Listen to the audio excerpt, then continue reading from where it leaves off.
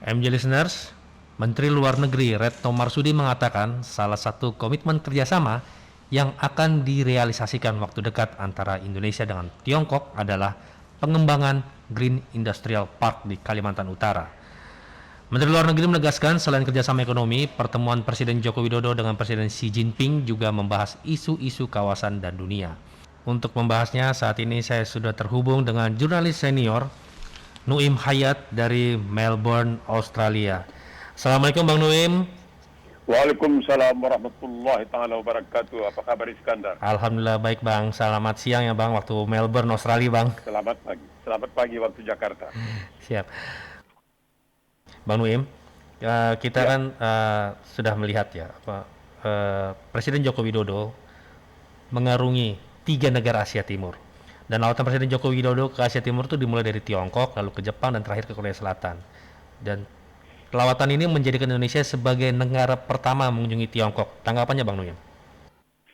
Ini menarik. Kalau tadi Ibu Marsudi ya, Retno Marsudi sebagai Menlu bicara mengenai hal-hal yang dibicarakan antara Presiden Xi Jinping dan Presiden Joko Widodo, tidak menyebut, kalau kita tidak menyebut tentang kereta api cepat Jakarta-Bandung. Menariknya, kalau kita lihat dari segi RRT, dari segi Tiongkok, dalam laporan mereka, misalnya melalui koran resmi bahasa Inggris Tiongkok Global Times, itu boleh dikatakan di antara yang pertama yang disebutkan oleh Xi Jinping menurut koran Global Times ya, adalah bahwa selain kerjasama di bidang politik, bidang ekonomi, bidang dari manusia ke manusia, rakyat ke rakyat, dan juga kerjasama kelautan atau maritim, juga merupakan bahwa kedua negara katanya harus memberikan contoh kepada negara-negara yang sedang berkembang, negara-negara besar yang sedang berkembang, bagaimana mendapatkan kekuatan melalui persatuan, melalui kerjasama yang saling menguntungkan. Nah, setelah itu dikatakan juga katanya yang sangat diharapkan adalah agar Indonesia, agar pembangunan kereta api cepat Jakarta-Bandung selesai secepat mungkin dan dengan standar yang tinggi-tingginya.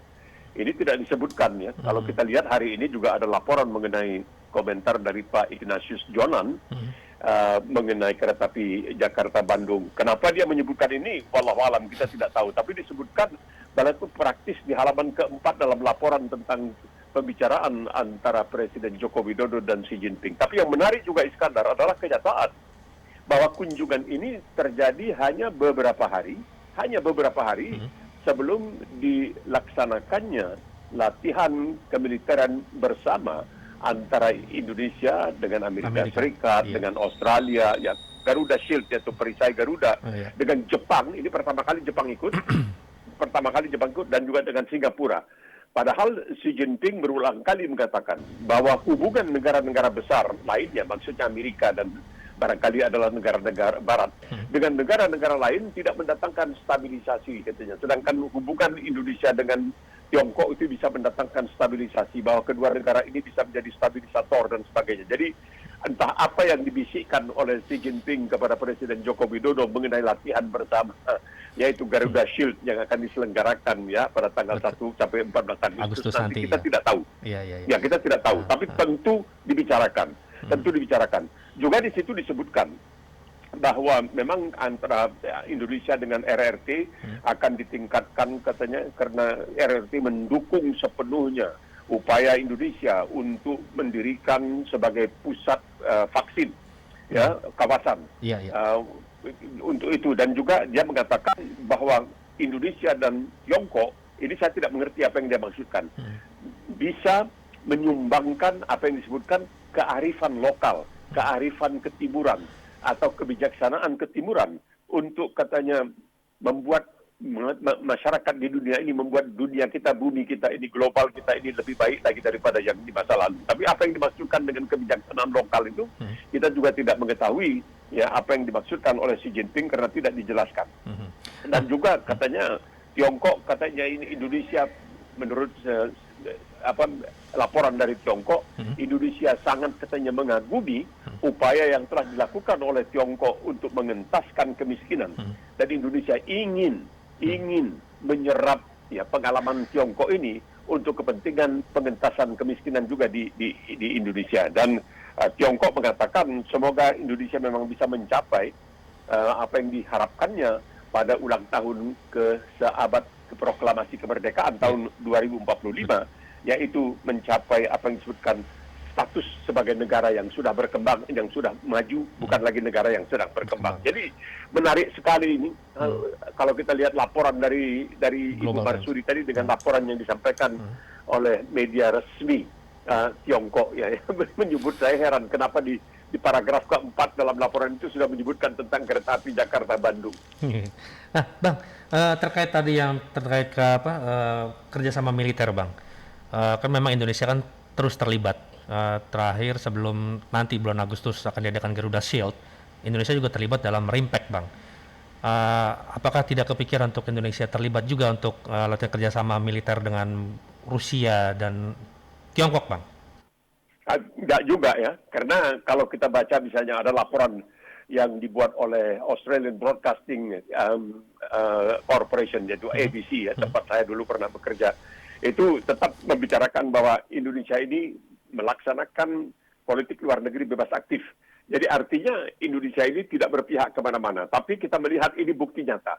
Pada saat Presiden Jokowi pergi ke RRT, ke Tiongkok, dan nanti kemudian dari itu pergi ke Jepang, dari Jepang ke Korea Selatan ini, Jepang dan Korea Selatan ini punya masalah dengan Tiongkok.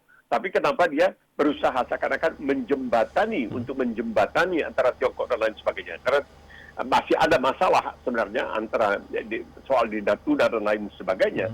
Jadi kita melihat di sini bahwa apa yang dilakukan oleh Presiden Jokowi barangkali dimaksudkan untuk mengurangi kecurigaan Tiongkok terhadap latihan bersama yang sebenarnya sudah terjadi hampir setiap tahun antara Indonesia dengan Amerika. Barangkali untuk mengurangi kecurigaan Tiongkok atau mengurangi kekesalan Tiongkok atau apalah barangkali dengan maksud itu. Tapi kenapa setelah itu langsung ke Jepang dan setelah Jepang ke Korea Selatan? Ini dua negara boleh dikatakan tidak begitu muhibah, kalau boleh gunakan kata muhibah dengan Tiongkok. Jadi menarik sekali nih apa yang terjadi sekarang ini dalam kunjungan 3 hari yang begitu cepat ya. Betul. Begitu sehari dan terus hari ini kemarin katanya sore.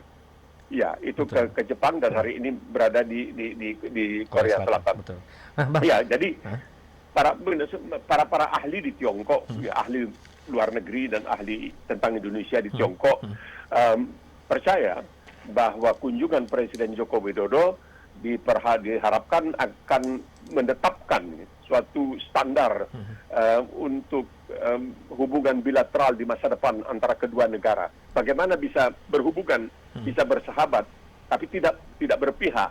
Tapi di samping tidak berpihak juga demi kepentingan ketangguhan dan kemampuan angkatan bersenjata, kemampuan pasukan pertahanan Indonesia tidak segan-segan untuk melakukan pelatihan bersama dengan sebuah negara yang berseberangan, ya, apalagi ada soal Taiwan, berseberangan dengan Tiongkok. Ini benar, ini suatu permainan, sehingga kadang-kadang kalau kita baca semua ini kita mulai memikirkan, aduh, Indonesiaku ini seperti gadis cantik ya, jadi rebutan oleh raksasa-raksasa dari timur dan dari barat.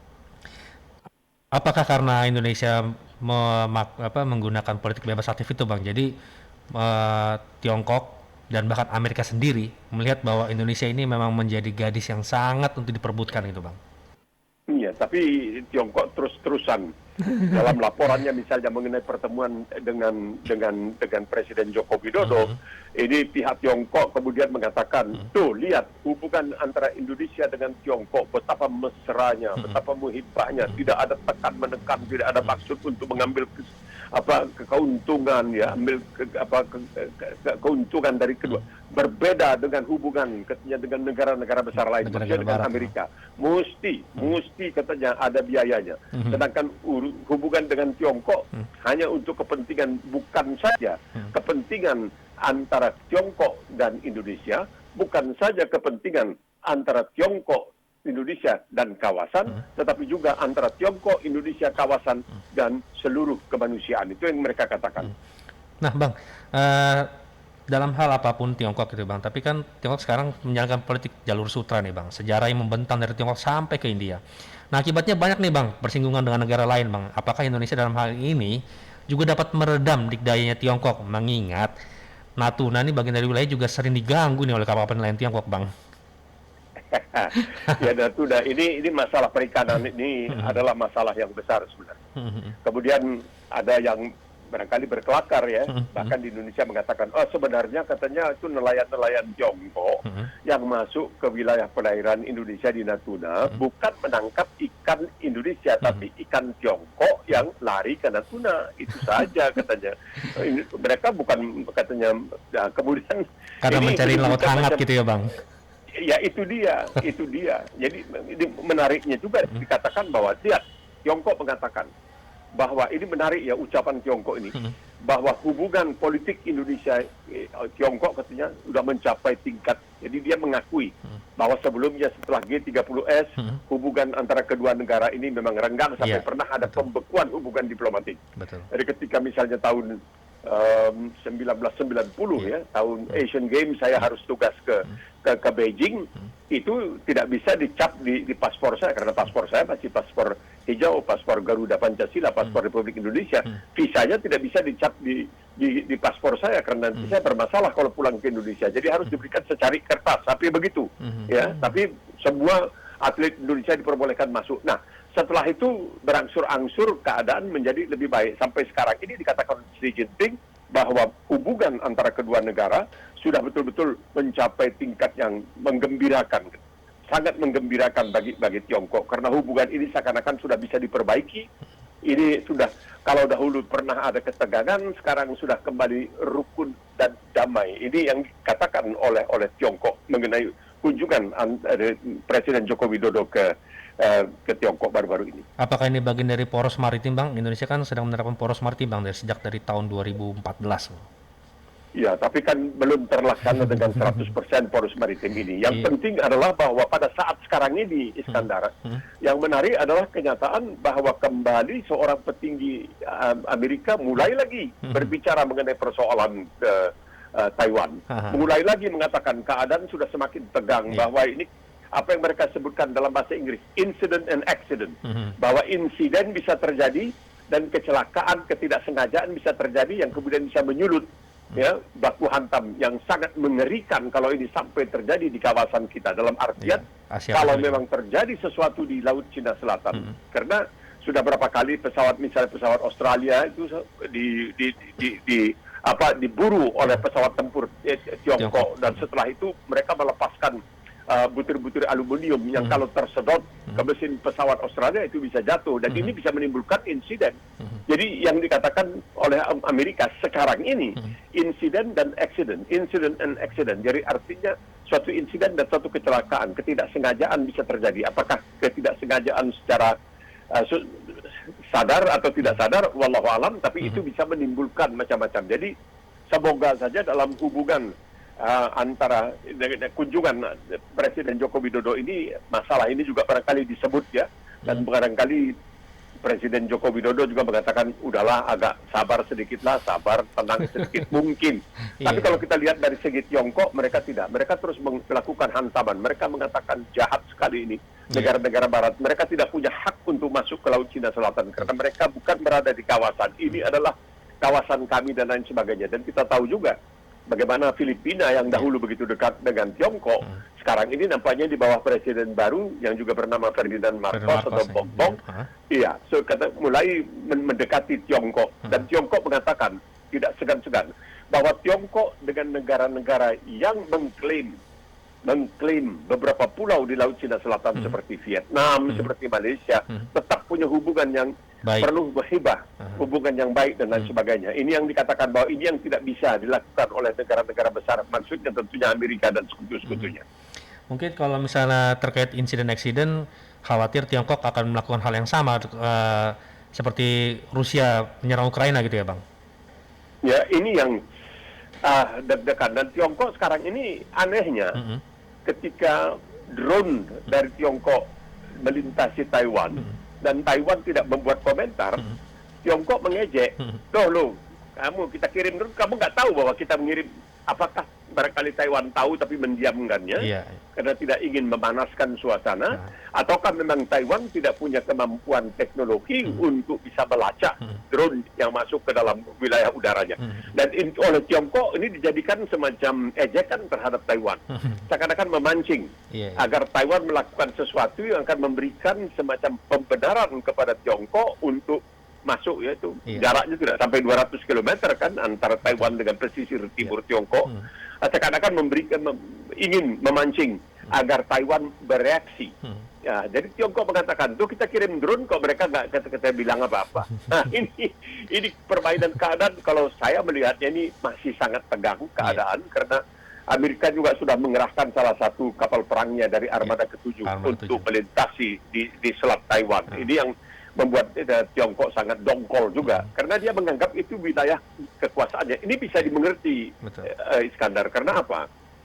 Amerika itu pernah di bawah Presiden Monroe itu mengeluarkan suatu deklarasi tentang ini adalah wilayah kami. Jadi doktrin Monroe itu dikatakan bagian barat itu, jadi Amerika Selatan, Kanada itu adalah wilayah pengaruh Amerika yang tidak boleh dimasuki oleh negara-negara luar. Jadi Amerika bisa membuat pernyataan seperti itu, dan ini doktrin Monroe ini belum pernah dibatalkan, belum pernah ditarik kembali.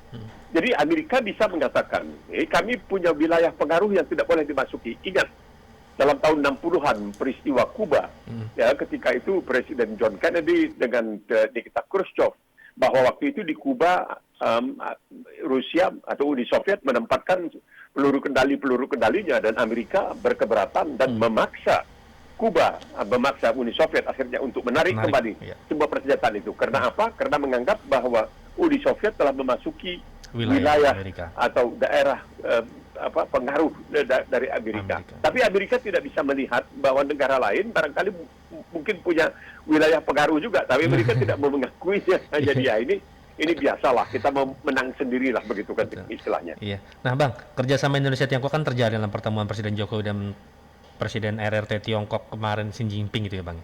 Apakah ini juga menjadi kekhawatiran pihak Barat akan dominasi ekonomi Tiongkok di kawasan Asia Pasifik, Bang? Ya memang, tapi kan mereka juga menyadari bahwa di samping kekhawatiran terhadap hubungan ini, tapi kerjasama di bidang kemiliteran di jalan terus. Hebat sekali kan. Ditemukan katanya satu peti kemas senjata di salah satu wilayah di Indonesia yang kemudian oleh Andika Perkasa dikatakan bahwa ini sebenarnya untuk latihan dan jadi oleh pimpinan TNI dikatakan bahwa ini sebenarnya untuk latihan dan lain sebagainya. Sementara antara Indonesia dengan Tiongkok, kita melihat di bidang perdagangan, Tiongkok merupakan negara terbesar untuk ekspor dari Indonesia, negara terbesar. Dan sekarang Indonesia juga meminta kepada Tiongkok supaya memberikan kemudahan bagi ekspor-ekspor Indonesia, seperti yang aneh sekali ini kan, nanas, pisang, mangga, jadi papaya, mangga, pisang, jambu. Dulu ada lagunya, barangkali kadar di pasar minggu ada lagu seperti itu. Iya. Dan kita melihat bahwa memang dalam soal hubungan perdagangan antara Indonesia dengan Tiongkok ini, Indonesia telah mendapat banyak keuntungan ya. Misalnya mencapai berapa nih? Tahun 2021 hampir 125 triliun. Itu Indonesia. Jadi hampir 59% kenaikan dibandingkan dengan tahun-tahun sebelumnya. Dan memang Indonesia sangat berharap bahwa nanti Tiongkok juga bersedia untuk membeli kelapa sawit dari Indonesia, asal jangan sampai menimbulkan kekurangan minyak goreng di Indonesia. Dan ini bagi Tiongkok mengatakan bahwa hubungan ini telah menjadi suatu stabilisator, menjadi apa yang disebutkan tulang belakang keadilan. Nah, ini kata para ahli Tiongkok. Mereka menganggap ini penting sekali karena Indonesia negara ketiga terbesar setelah Tiongkok, Jepang, Amerika, Indonesia nomor 4 yang terbesar. Iya, dan ekonomi sekitar demokrasi Indonesia ketiga di dunia. Jadi ini penting sekali sebenarnya bagi Tiongkok untuk terus dikatakan ini negara bukan kepalang tanggung. Indonesia ini negara demokrasi ketiga terbesar di dunia dengan jumlah penduduk keempat terbesar di dunia dan lain sebagainya, dan mereka bersedia untuk melakukan hubungan perdagangan dan lain sebagainya.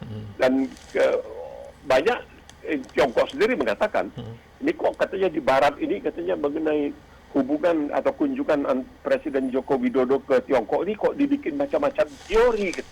Mereka bilang ini katanya mereka melecehkan, kata Tiongkok. Itu Barat melecehkan kunjungan ini seakan-akan ini hanya sebagai jamuan makan malam, nggak ada apa-apanya. Padahal ini katanya tidak mencerminkan kenyataan bahwa ada pertarungan antara Tiongkok dengan Amerika untuk memperebutkan pengaruh di Asia Tenggara terutamanya. Dan di Asia Tenggara tidak bisa dipungkiri Indonesia adalah yang terbesar dan punya pengaruh yang juga paling kuat barangkali. Bang Nuim, setelah lawatan ke Tiongkok, Presiden Jokowi melanjutkan lawatan ke Jepang dan memperkuat masih di bidang kerjasama ekonomi. Tanggapannya, Bang? Nah, menarik ya. Dalam keterangannya ya, Perdana Menteri Jepang Fumio Kishida itu kemarin mengatakan ini menarik karena ini yang tidak bisa dikatakan oleh Xi Jinping. Dia mengatakan bahwa antara Indonesia dan Jepang ada kesamaan mendasar, karenanya mereka bisa menjadi mitra strategis. Apa maksudnya? Ya karena Jepang adalah negara demokrasi, Indonesia adalah negara demokrasi, dan ini yang tidak bisa dikatakan oleh Xi Jinping.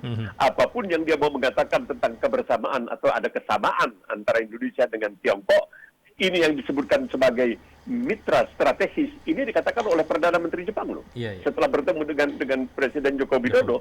Jadi Fumio Kishida mengatakan ini antara kedua negara ada kesamaan mendasar dan kedua negara menjadi mitra strategis antara satu sama lain, dan untuk pertama kali, ya, dia bangga untuk pertama kalinya pasukan pertahanan Jepang, karena Jepang tidak punya pasukan angkatan perang, tidak punya pasukan tapi namanya saja yang pasukan bela diri Jepang, tapi sama aja sih, Bang, ya. Pasukan bela diri, betul.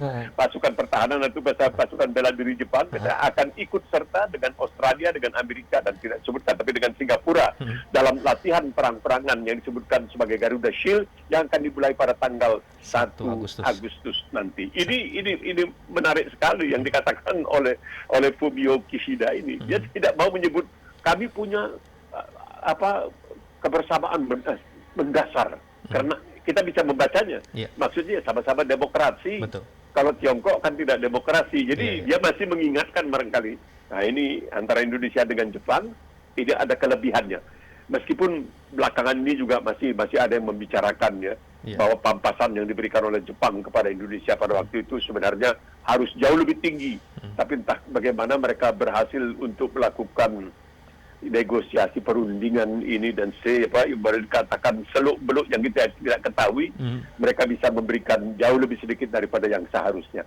Jadi di sini kita melihatlah bahwa dia menekankan untuk pertama kalinya, sekarang ini pertama kali Jepang akan ikut, dan bahwa antara Jepang dan Indonesia ada persamaan, mereka mitra strategis. Ini agak sulit untuk ditafsirkan, tapi barangkali tahulah kita apa kira-kira yang dimaksudkan oleh Fumio Kishida, Perdana Menteri Jepang. Makanya kenapa Latgapma Garuda Shield itu nanti namanya Super Garuda Shield ya, Bang? Iya, karena sudah ditambah, kalau dulu kan boleh dikatakan terbatas hanya Amerika dan Indonesia ya, Bang? Iya. Itu mereka memanfaatkan, Amerika juga memanfaatkan wilayah Indonesia, karena barangkali karya yang pernah diciptakan oleh almarhum Jenderal Abdul Haris Nasution, yaitu teori perang gerilya itu pertahanan ya, itu masih sangat diakui lah, karena itu merupakan salah satu karya militer yang cukup dikagumi. Jadi barangkali untuk itu Amerika perlu mencari, ya bukan saja gurunya mungkin atau masternya gitu ya, Bang. Ya bukan itu saja, tapi dekat juga kan, dekat ke Laut Cina Selatan. Iya, betul. Jadi Amerika itu walaupun ini sudah berlangsung lama, jadi mereka punya pikiran jarak jauh juga, itu yang cukup jauh ke depan. Mereka melihat itu. Tapi menarik sekali ini disebutkan, apa yang disebutkan oleh Perdana Menteri Jepang sebagai strategis, sebagai mitra yang strategis antara kedua negara. Ini menarik sekali, betul-betul menarik. Nah, Dan juga jangan salah, ya, jangan salah Iskandar. Jepang juga akan meminjamkan kepada Indonesia hampir 320 juta dolar atau 43,6 miliar yen. Iya. Jadi Jepang ini waktu saya di Jepang hanya beberapa tahun yang silam itu saya membaca laporan-laporan dan ada seorang profesor keuangan dari Jepang yang sangat heran dengan keputusan Indonesia. Kenapa Indonesia katanya lebih mau meminjam dari Tiongkok yang bunganya lebih tinggi daripada meminjam dari Jepang yang bunganya lebih rendah. Dan Jepang juga masih berkali menyimpan sedikit kekecewaan lah bahwa kereta cepat ya, Bang. Bandung itu bukan dengan Jepang, tetapi kenapa mesti dengan Tiongkok. Jadi kita lihat sekarang ini ada kebaikan dan sekarang menawarkan bantuan, pinjaman, bukan bantuan, pinjaman kepada Indonesia sebesar hampir 320 juta dolar Amerika. Dan ini menarik, dan dalam hal ini Presiden Joko Widodo juga menekankan tentang hubungan bilateral ini dan menyebutkan bahwa kedua negara telah sepakat terhadap perjanjian ini, partnership kemitraan ya, persetujuan kemitraan ekonomi antara Indonesia dan Jepang yang ditandatangani, yang akan ditandatangani kelak tahun ini, mungkin di Bali bersamaan dengan G20 nanti. Tetapi Presiden tidak merinci apa yang dimaksudkan dengan perubahan-perubahan dalam kemitraan ekonomi antara Jepang dengan Indonesia. Nah, hanya yang menarik adalah bahwa Pak Jokowi meminta kalau Jepang itu bisa katanya menurunkan tarifnya untuk ekspor dari Indonesia seperti ikan tuna yang sangat diminati ya di Jepang untuk bikin sushi ya. Kemudian pisang, ini juga aneh nih, kembali lagi dengan ada nanas juga ya, Bang? Nanas ya, juga ini menarik ya, pisang, nanas, sampai mangga, Bang. Tuna, mangga juga itu disebut-sebut ya. Mungkin menarik sekali pasar-pasar Indonesia harus pindah ke Jepang semua kayaknya kalau kayak gitu, Bang. Iya, tidak juga ya kan di Indonesia barangkali berkecuk. Saya ingat kalau dulu di kampung saya di Gang Bengko di Medan itu tiap rumah kami juga di belakang biar di kampung itu punya pohon pepaya, punya pohon nangka, punya pohon kelapa, punya pohon pisang. Jadi tidak jaranglah membeli pisang dan sebagainya. Tapi juga Indonesia kan sejauh ini dalam tahun 2020 misalnya impornya dari Jepang mencapai hampir 10 miliar dolar ya. Tapi ekspor Indonesia ke Jepang itu hampir 15 miliar dolar. Jadi tetap ada surplus Indonesia. Nah, ini menarik. Apakah juga diumumkan oleh Ibu Retno Marsudi ya bahwa Toyota, perusahaan mobil Toyota berencana untuk melakukan investasi atau penanaman modal lebih dari 27 triliun rupiah. Lebih dari 27 triliun rupiah di Indonesia dalam waktu 5 tahun ke depan untuk memproduksi apa yang sudah lama dicita-citakan oleh Indonesia, yaitu kendaraan mobil listrik. Mobil bertenaga listrik. Bukan itu saja, Iskandar. Tetapi juga Mitsubishi juga berencana untuk menanam sekitar 10 triliun rupiah di Indonesia antara tahun 2022 dan 2025.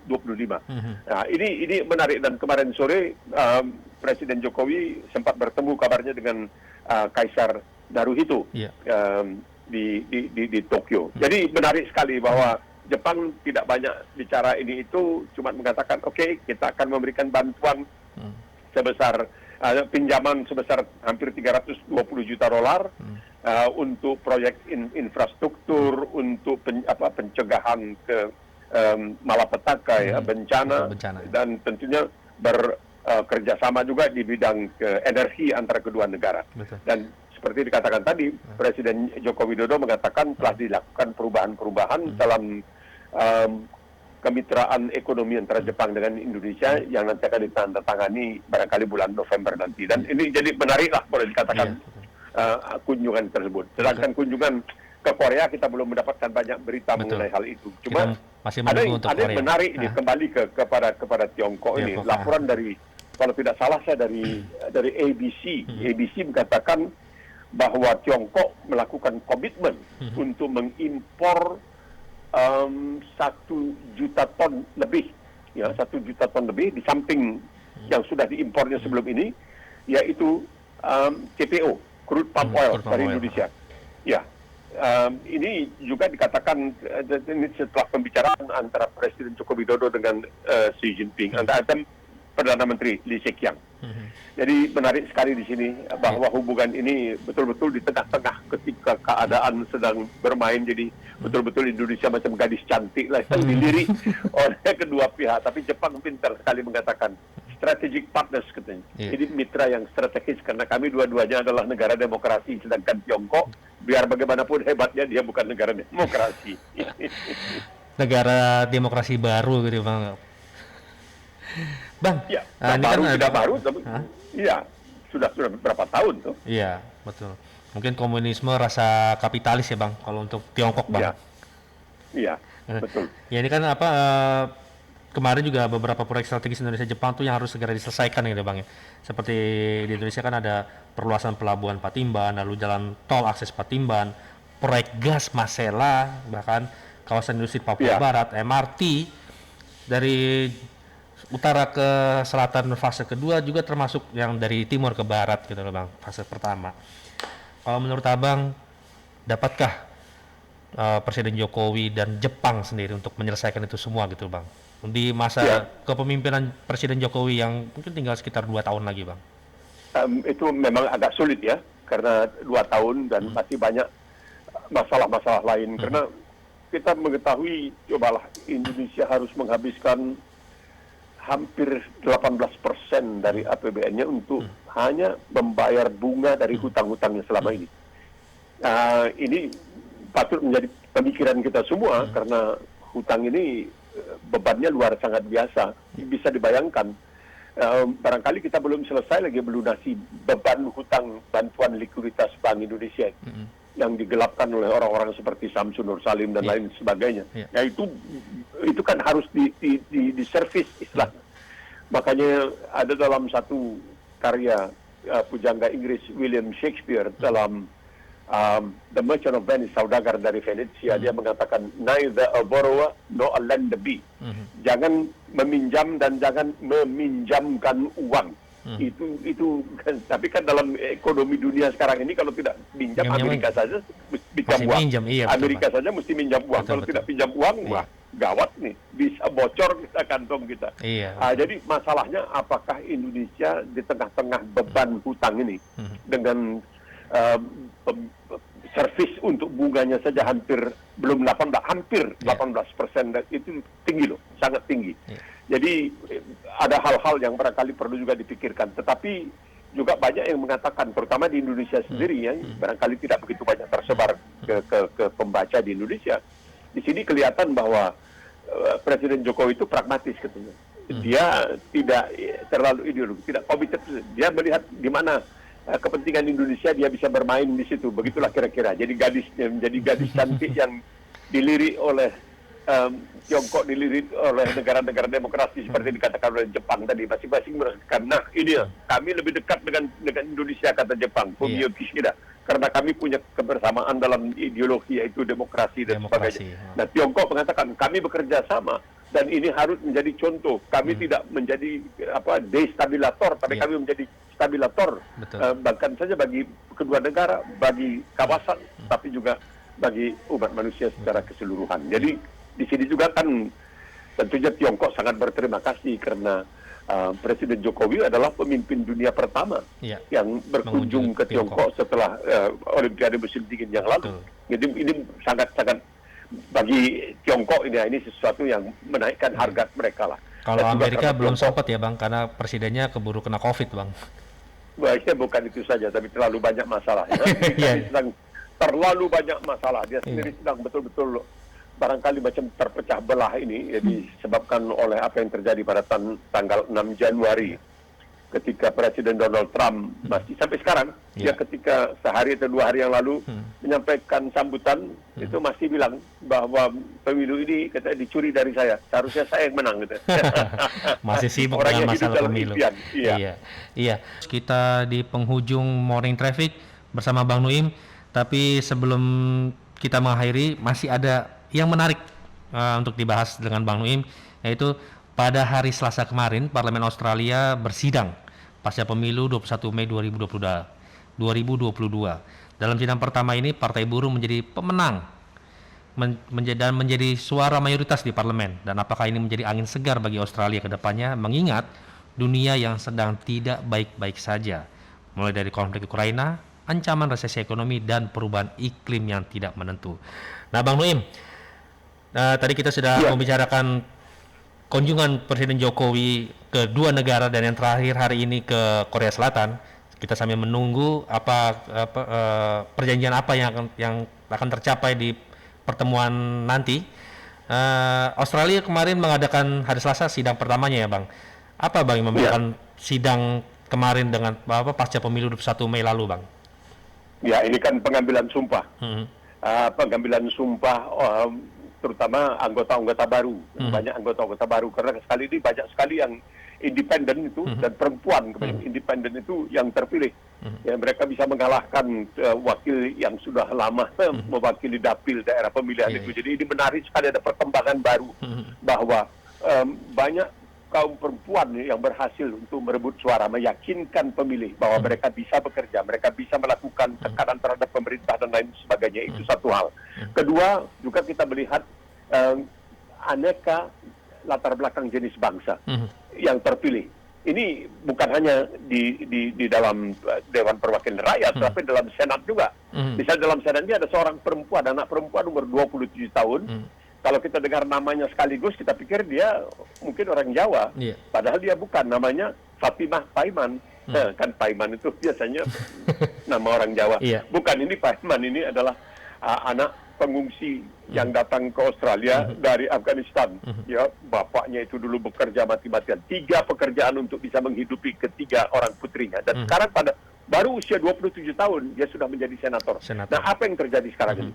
Sebenarnya Partai Buruh, ya, walaupun menang dalam pemilihan, tapi mereka betul-betul mewarisi keadaan yang sangat sulit. Bayangkan, hutang Indonesia itu $1 triliun.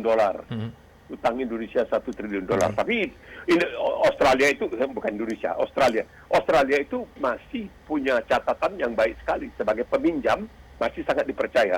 Dan tadi kira-kira setengah jam yang lalu bendahara negara, yaitu semacam Menko Ekonomi Keuangan lah, Jim Chalmers, itu menyampaikan laporan yang mengatakan bahwa kita jangan pura-pura tidak mengetahui, tapi keadaan ekonomi kita sedang betul-betul mengalami beban yang sangat berat. Karena baru saja diterbitkan bahwa angka inflasi di Indonesia 6,1%. Ini tertinggi dalam 20 tahun. Biasanya Australia itu antara 2-3%.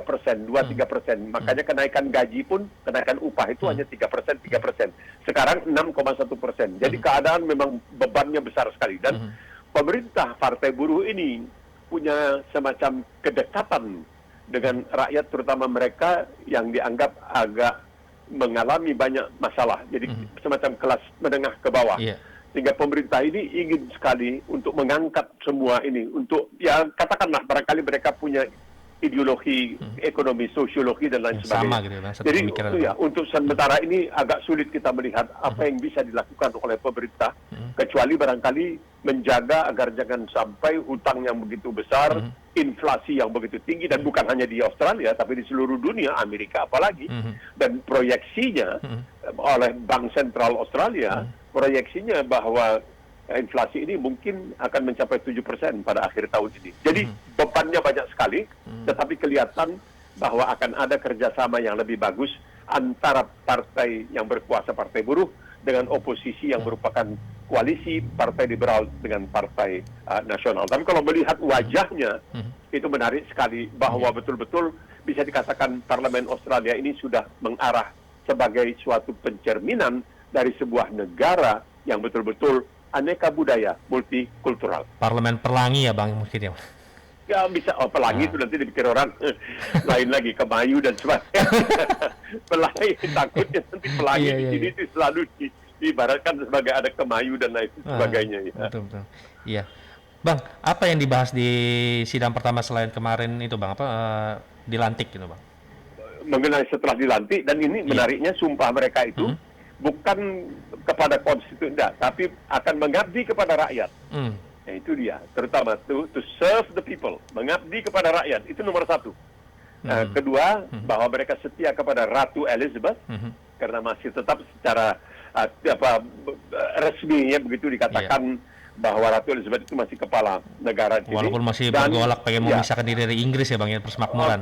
Masih belum, mungkin 3 tahun ke depan belum. Ahli warisnya dan putra mahkotanya. Ya, setelah itu sebelumnya ya paginya hari Selasa itu ada upacara khusus di gereja, kebaktian khusus, dan kemudian masing-masing bawa, ada yang bawa Quran untuk dilantik, ada yang bawa Bible, ada yang tidak bawa apa-apa dan lain sebagainya, karena tidak ada kewajiban atas nama agama, tapi lebih dalam tanda kutip agak sekuler semua ini. Dan yang dibicarakan nomor satu itu adalah pertama yang paling penting itu adalah perubahan iklim.